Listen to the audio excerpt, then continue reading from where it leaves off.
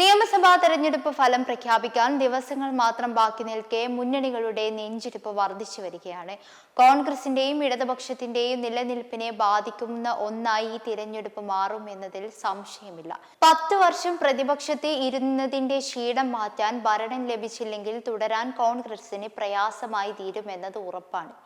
ഇടതുപക്ഷത്തെ സംബന്ധിച്ചിടത്തോളം തുടർഭരണമാണ് ലക്ഷ്യം. എന്നാൽ ഭരണ തുടർച്ച ലഭിക്കരുത് എന്നാണ് പല അണികളും ആഗ്രഹിക്കുന്നത്.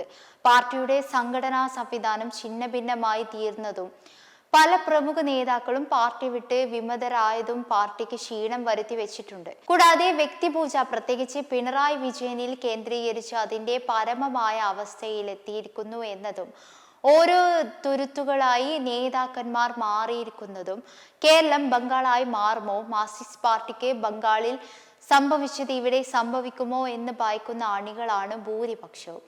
ഈ ഒരു സാഹചര്യത്തിലാണ് തിരഞ്ഞെടുപ്പ് ഫലങ്ങൾ 4-ാം തീയതി പ്രഖ്യാപിക്കുന്നത്. ഇത് മുൻനിർത്തിയായിരുന്നു M5 ന്യൂസ് പോൾ ഇട്ടത്. വോട്ടെണ്ണൽ അടുക്കും തോറും LDFന്റെ ആത്മവിശ്വാസം കുറയുന്നുണ്ട്. ഇതിന് അനുകൂലമായും പ്രതികൂലമായും നിരവധി പ്രതികരണങ്ങളാണ് M5 പ്രേക്ഷകരിൽ നിന്നും ലഭിച്ചത്.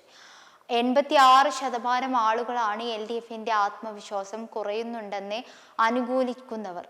ഇതിൽ നിന്നും തന്നെ മനസ്സിലാക്കാൻ സാധിക്കും എത്രമാത്രം ആളുകളാണ് LDF വിജയിക്കില്ല എന്ന് വിശ്വസിക്കുന്നത്. നിരവധി ഘടകങ്ങളാണ് തുടക്കത്തിലെ LDFന്റെ ആത്മവിശ്വാസം തകർക്കാൻ കാരണമായിരിക്കുന്നത്. പ്രതീക്ഷിച്ച പല മണ്ഡലങ്ങളിലും വിജയ സാധ്യത കുറഞ്ഞു വരുന്നത് ഇവരുടെ ആത്മവിശ്വാസത്തെ ബാധിക്കുന്നുണ്ട്.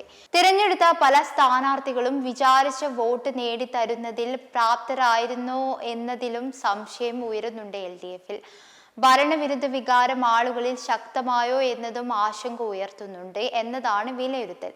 നിലവിലെ കണക്കുകൂട്ടലുകൾ പ്രകാരം നിരവധി ഘടകങ്ങളാണ് LDFന്റെ വിജയ സാധ്യതയെ ബാധിക്കുന്നത്. BLM കേരള, തമിഴ്നാട്, പോണ്ടിച്ചേരി.